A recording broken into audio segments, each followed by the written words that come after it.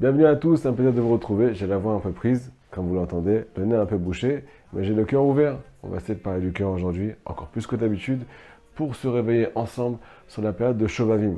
Shovavim, c'est quoi? C'est la période, selon le Harizal, qui est propice à réparer la faute la plus grave de la Torah. C'est quoi la faute la plus grave de la Torah? C'est la semence en vain, les amis. Alors la semence en vain, c'est extraordinaire. Ça touche toute la population. Les non-juifs, les juifs, les religieux, les pas religieux. On est tous attrapés par cette tentation. Nous sommes des êtres humains, sauf que quoi? Ça nous tue. Et tant qu'on n'est pas conscient des conséquences de cette chose-là, eh ben, on peut se laisser aller, chas v'shalom. Si ce n'est pas par les actes, c'est par la pensée. Une pensée qui est préoccupée, la majorité du temps, par des choses qui sont malsaines. Automatiquement, un trouble intérieur. On n'est pas tranquille à l'intérieur. On est préoccupé. On n'est pas ce qu'on appelle reposer dans notre esprit. Il faut savoir que ça a des conséquences extraordinaires sur ce qu'on appelle la parnassa. Il y a plein de gens qui se plaignent de la parnassa. Trop de charges, trop de responsabilités, j'arrive pas à gagner de l'argent. D'où ça vient tout ça? Il y a un Zohar qui parle de ça, les amis. Le Zohar qui vient faire un lien entre la faute du Gamabrit, de la semence en vain, et la parnassa. À la base, comme vous le savez tous, quand on finit la Séouda, quand on est en train de manger, celui qui ne fait pas le balai après, qui ne ramasse pas les petites miettes de pain qui traînent autour de la table, alors quand il marche dessus, ça ramène chas de shalom, la pauvreté à la maison. Donc c'est pour ça qu'il faut passer le balai. Ranger une belle maison, non seulement ça fait du bien, mais en plus, ça ramène le shefa de parnassa. Mais à part ça, le Zohar Kadosh nous dit que celui qui vient gaspiller ce qu'on appelle les piruré mocha, les miettes du cerveau. Comment on gaspille les miettes du cerveau? Il faut savoir que quand un juif sort de la semence en vain, ça démarre du cerveau. C'est son cerveau qui est touché. Il y a un écouté Moran qui parle de ça. Que le Yesod, la Midat Yesod, ce qu'on appelle le Brit Kodesh, Olé Adaba Veima, ça va jusqu'à la tête. Ça prend tellement la tête. Adkedekar Rabbeinu nous dit qu'il y a quelque chose d'extraordinaire. C'est que Hachem Ishmael les fous. Ceux qui ont des problèmes psychologiques. Alors, ce qu'on appelle le Sirus, le fait de castrer les gens. Hachem Ishmael, c'est interdit, hein. Mais on voit que ces gens, ils se guérissent quand ils n'ont plus de problème là-bas. Ils sont tranquilles dans leur vie. Plus de balagan, plus de prise de tête. Mais Hachem Ishmael, à ce point-là, ça peut nous faire du mal. Zohar Kadosh nous dit que celui qui vient gaspiller les miettes de son cerveau, non seulement ça lui fait du mal à l'intérieur, mais à part ça, c'est ça aussi qui ramène la pauvreté. De là, des gens qui sont protégés et qui font beaucoup d'efforts là-bas. Bien entendu, notre chemin à nous, dans Breslev, c'est pas de se mortifier, comme vous le savez tous. Il y a des choses qui sont très très simples et qu'on ne connaît pas et qu'on peut appliquer pour réparer cette faute-là. Alors, ce goût-là, les amis, pour la parnassa, faire attention à cette faute. Ça passe bien entendu, premièrement, par les yeux. Comment ça démarre? Comment je commence à...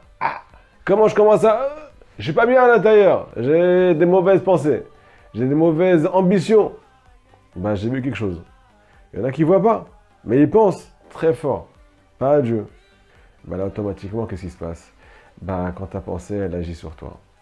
Ton cœur, il est touché. Tu commences à désirer la chose. Tu ne peux pas désirer quelque chose à laquelle tu ne penses pas. Si tu penses à Dieu de la bonne façon, tu peux commencer à désirer te rapprocher de lui. Si tu penses à quelque chose qui est malsain, un peu trop fort, une fois, deux fois, trois fois, quatre fois, cinq fois, automatiquement, tu as plus le désir de le faire. Quand ton désir il se réveille à l'intérieur de toi, qu'est-ce qui se passe? Ben, tu as envie de passer à l'acte, ça te prend la tête à la fin. Tu dis, mais je vais être tranquille, je vais me débarrasser de ça. Là, on va en finir avec cette chose-là, c'est fini. Qu'est-ce qui se passe à la fin? Tu ressens une mort intérieure. Ben, dis-moi, tu étais tellement motivé, tellement pensif, tellement, comme on dit chez nous, allumé de la tête, et là tu t'es dit, ah, je ne peux pas être tranquille maintenant tant que je n'ai pas fait ça.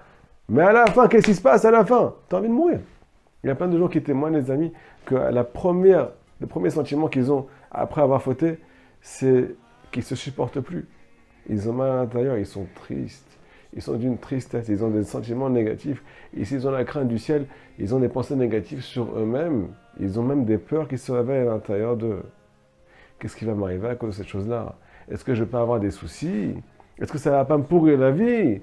Et comment je vais réparer? Et ils ont tous entendu le Zohar qui parle, qui dit qu'on n'a pas de réparation sur cette faute-là. Donc ils commencent à se prendre la tête. Est-ce que je peux étudier la Torah? Je ne peux pas étudier la Torah. Est-ce que je peux prier? Est-ce que Hachem est toujours avec moi? Toutes ces pensées-là qui vont naître après cette adrénaline qui était montée au plus haut niveau. Parce que ben, c'est du feu intérieur. Il y a le cœur qui bat à 1000 à l'heure quand on est ce qu'on appelle devant la tentation. Mais après, il bat aussi à 1000 à l'heure. Pas de kiff, de crainte des fois. Alors, Toutes ces pensées-là, elles viennent de la faute qui a créé des forces négatives à l'intérieur de nous. Ça crée des choses qui sont négatives, très très négatives, à tel point qu'on dit que des gens qui sont persécutés. Persécutés par qui? Par leurs patrons, par leurs amis, par leurs employés, par leurs femmes, par leurs enfants, par leur entourage. Des fois, tu te lèves le matin, tu dis, mais qu'est-ce qu'ils ont tous contre moi, et bon Shalom? Mais qu'est-ce que j'ai fait à l'humanité? Pourquoi ils me prennent tous la tête? Pourquoi ils se lèvent tous contre moi? Pas avec des coups, pas avec des mots, avec des regards. Des fois, tu commences à aller d'amienne, tu commences à croire que les gens, ils pensent du mal de toi. Donc ta tête, elle marche toute seule. Mais pourquoi ta tête, elle marche toute seule? Pourquoi tu ne réfléchis pas au bien naturellement? Pourquoi c'est le mal qui est naturellement dans ta tête? Parce qu'on a gaspillé ce qu'on appelle les piroré mocha. On a gaspillé les miettes du cerveau. Elles sont abîmées. Ça veut dire quoi abîmées? Ça veut dire que notre pensée, elle est atteinte. Alors là, c'est peut-être la deuxième partie du cours. La guérison à tous les maux qui existent dans ce monde, aux peurs, aux maladies, à tout ce que vous pouvez imaginer, pas tous les citer maintenant, c'est la Emouna. Celui qui a la Emouna, la foi en Dieu, il n'a peur de rien. Parce qu'en fait, c'est Hachem qui dirige tout. Et moi, je ne dirige rien. Et personne ne peut me faire du mal. Personne ne peut m'atteindre. Et même Dieu, quand je faute, chas v'shalom, il ne peut pas m'atteindre, entre guillemets, il ne peut pas m'atteindre. Mais il ne peut pas maintenant me punir si j'ai la Emouna. Au contraire, nous dit Rabbeinu Akadosh, Rabbi Nachman de Breslev, Sadik et Sodolam, qui a instauré le Tikkun Akali, la réparation pour cette faute-là. Il a dit une phrase magnifique. Dans le Sefer Hamidot, à la lettre numéro 33. Allez voir là-bas, Emouna, numéro 33. Alédé Emouna. Quand un juif croit et se met entre les mains de Dieu. Nimchalim lo kol avonotav. Toutes ces fautes, elles sont réparées. Cette faute-là, elle fait un gamme dans la Emouna. On n'arrive pas à se mettre entre les mains de Dieu. Donc on ne peut pas guérir de tous nos maux. On a peur des fois. Il y a des gens qui ont très peur de la vie, très angoissés, très peureux, de tout, de rien. Ils ne savent même pas pourquoi. À cause de ça, ils n'arrivent pas à prier, ils n'arrivent à rien faire. C'est des gens qui sont handicapés, pas à l'extérieur. Ils font plein de choses. Mais à l'intérieur, shun, rama. Tout est compliqué, tout est serré, tout est comme ça avec des pincettes. C'est pas ça la vie, c'est pas ça la Torah. D'où ça vient tout ça? Ça vient du bgam de la Emouna. Celui qui a foi en Kadosh Baruch Hu, même la faute la plus grave, elle est réparée. Les amis, on est en train de dire ici que la conséquence de cette faute-là, non seulement elle peut atteindre la parnassa, Chadasham me permet de la pauvreté, on manque de aslacha, on manque de chance. On manque de chance pour gagner de l'argent. Deuxièmement, la santé psychique et mentale de la personne. Ce qui est le plus important. Aujourd'hui, les gens, ils sont en bonne santé à l'extérieur. Mais à l'intérieur, mais qu'est-ce qu'on n'entend pas?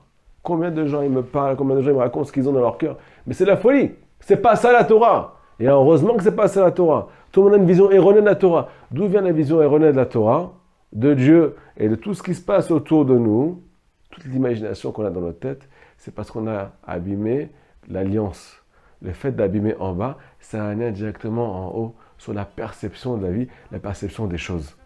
Alors imaginez-vous que celui qui va réparer l'alliance, à son niveau, parce que Hachem n'attend pas des choses qui sont extraordinaires, il faut le savoir. Il attend qu'on travaille à notre niveau. Priez. Et bon Shalom, premièrement, aide-moi. Aide-moi à ne plus tomber là-bas. Je veux pas. Je veux pas, j'en ai marre, je veux plus souffrir. Je sais que c'est interdit, mais ça suffit pas que je sache que c'est interdit. J'ai besoin de comprendre les conséquences des choses. Parce que quand je comprends les choses, j'ai envie de passer à l'acte. J'ai envie de me prendre en main. C'est pour moi que je veux le faire. Et puis je pensais à moi-même, je pensais à la slacha, à la réussite dans ma vie, à mon shlom bayit et à la parnassa. Plus je vais être motivé pour m'éloigner de ça. J'ai trop de souffrance, je ne vais pas m'en rajouter. Donc je me lis ce qu'on appelle la réparation de l'alliance. La réparation de l'alliance, c'est commencer à prier premièrement. On vient se lier à Dieu avec la prière. Malgré qu'on ne ressent pas la prière tout le temps. Mais quand on tombe là-bas, on a du mal à prier. Je viens demander de l'aide à Kadosh Baruch Hu, je viens le chercher et demander de la protection qui m'empêche d'aller là-bas. Je lui demande qu'il me donne des sentiments positifs, qui m'enlève ces mauvaises pensées. Premièrement. Deuxièmement, ce qui aide énormément, c'est le mikvé, les amis. Vous n'avez pas aidé ce que le mikvé, le fait qu'un juif vient s'immerger dans les eaux du mikvé, qu'est-ce que ça peut lui faire à l'intérieur? C'est un renouvellement spirituel. Et ça, on en parle dans un deuxième cours, si Dieu veut. Donc, premièrement, priez beaucoup. Deuxièmement, mikvé. Troisièmement, c'est aussi un autre cours, si Dieu veut. Donc, je vous conseille de vous abonner. Tikkun Aklali. Tikkun Aklali tous les jours. Pendant la période de Shovavim, si vous pouvez faire ces 10 psaumes qui sont synonymes de guérison, synonymes de lumière, synonymes de pensée positive, synonymes de Hatzlacha, réussite dans tout. C'est un tikkun klali, une réparation générale pour les maladies physiques et aussi psychiques, et qui va réparer l'alliance de qui tout dépend. Tout dépend de ça en fait. Alors si on fait ces trois choses-là, on peut arriver à des choses qui sont complètement nouvelles qu'on ne connaissait pas. Je vais raconter une petite histoire, si Dieu veut, dans le prochain cours. L'histoire d'un juif qui n'était pas du tout religieux et qui est tombé, je ne peux même pas vous raconter où il est arrivé. C'était trop dur. Mais par la force des choses, il a vu que ça n'allait plus dans rien. Il a cherché sur Internet. Réparation de la semence en main, qu'est-ce qu'on peut faire pour réparer? Il est tombé sur le Tikkun Akali. Le jour où il est tombé là-dessus, alors sa vie a recommencé. Une nouvelle vie, une nouvelle page. Un nouveau lien avec Dieu. Il a découvert beaucoup de lumière.